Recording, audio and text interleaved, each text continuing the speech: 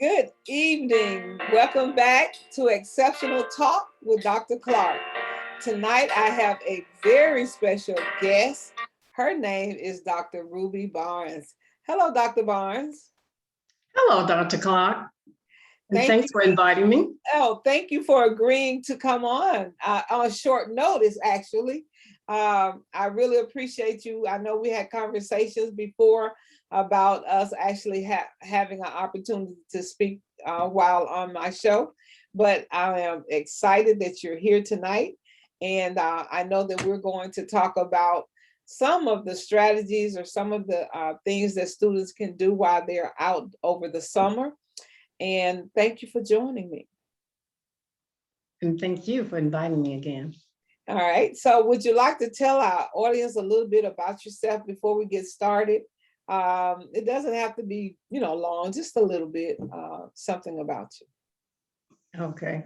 Well, I started my career in education a few years back. I got my bachelor's in business and a master's in public administration. And then that's when I realized that's not where my heart was. So I went ahead and got a teacher certification. I got in a teacher certification program. And then I got my teacher certificate and I started teaching. And then I wanted to advance my education even further. And I got a doctorate in educational management and leadership. And so I'm still working with, young people. I enjoy that. And I feel that it's a very valuable job. And I really think that I'm determined to try to do as much as I can to help improve our youth today. And that is exactly what is needed. We need more passionate people to work with our students and kind of actually help them and support them, because there is so much other stuff that are really going on that's really traumatizing our children to the point where their focus is totally different. So we're just going to talk a little bit about their summer. We know that this has been a rough year for everyone during a pandemic, and they have been on virtual learning. So what are some of the things that you may suggest that a parent can do over the summer to kind of help enhance some of their learning, so that there won't be a total loss, before they start back in August? Okay.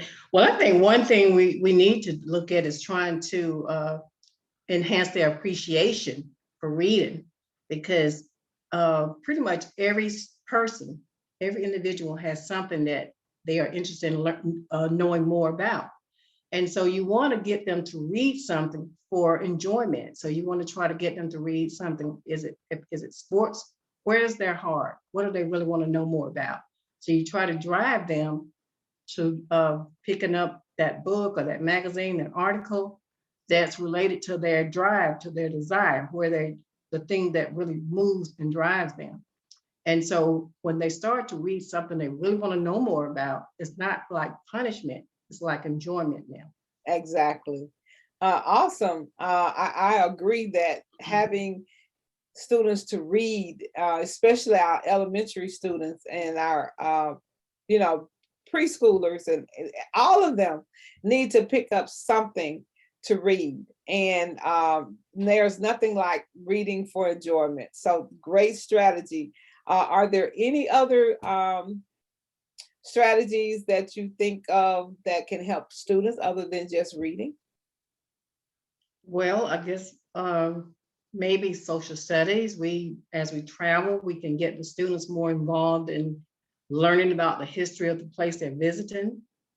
Um, Wherever every city usually have some history, a preponderance of history underneath or buried there. And so you might want to get them to just look at, how did this city get its name?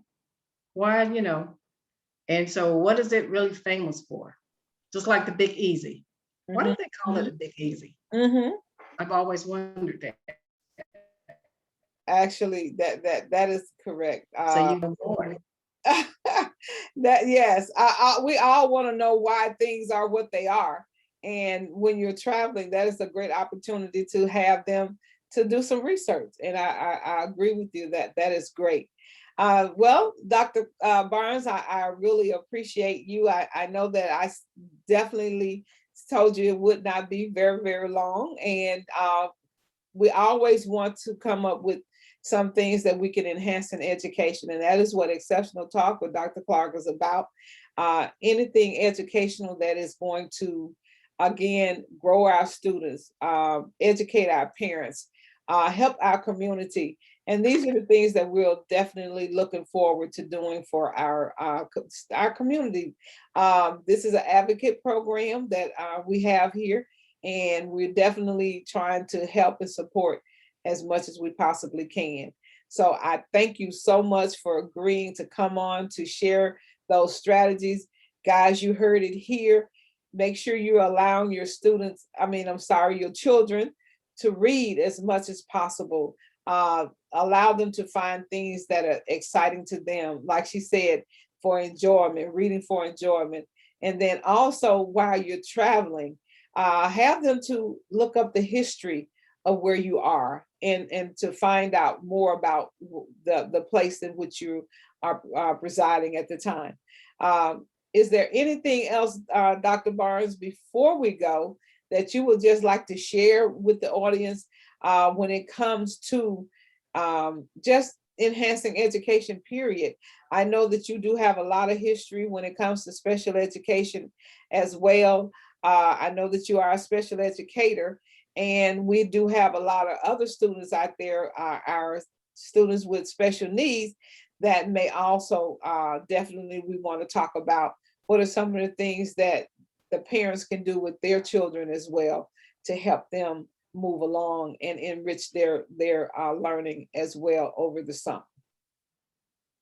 Well, for one thing, I'd like to see parents build better relationships with their children, and so they can share and they can talk. And often they don't share their goals about careers and just general talk, because we have these schedules where we don't really get to sit down and eat like we used to in the old days. We would sit down and with our parents have dinner, and all of us now, the world is so different, we don't have those moments that we can cherish and really get to know more about our own children. Because sometimes we as parents don't know some of the things we could know if we did take those moments and try to find time, because sometimes it's not easy, but you have to try to find time to to really get to know your kid and be supportive of your kid, and your kid trust your judgments, because they feel like parents don't know anything or don't understand them.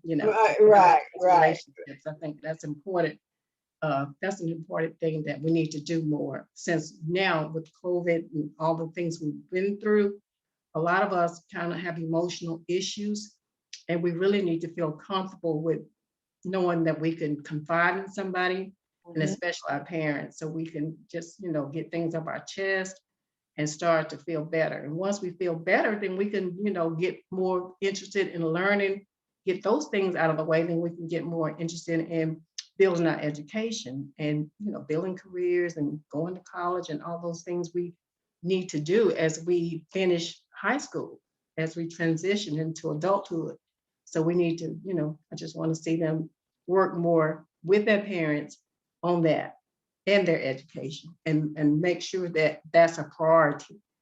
Getting a good education is a priority. Absolutely. I totally agree. That is something that is very, very crucial, is building relationships with your children, especially like you said, during a time of a pandemic when there has been so much anxiety, there has been so much uncertainty. There has also been death there of loved ones. It's just a lot that the students have had to endure, as well as some of them being sick themselves. So just like you said, just talking and sharing with your children, and let them know it's okay for them to open up and talk about what they're going through, because most often they don't want to talk about it. And we always want to send them off to therapy, which is really, really good, but it does start at home, because when like you said, when they feel better and you feel better as a parent, then you can see that that child is in a good space, a good headspace to start learning and start to open up and to talk about, you know, what is going on and what they need as well. And that is important. So thank you, Dr. Barnes. These have been some very Welcome. good things that you've definitely shared with us here tonight. If there's nothing else, I just want to say thank you. You will definitely be coming on again. I have so much more to ask, but of course I won't do it tonight. All right. So what I will definitely, I look forward to the next time. okay, great. So guys, you have heard it here. Dr. Ruby Barnes who talks about strategies that can be used during the summer. Exceptional Talk with Dr. Clark. Good night. Good night.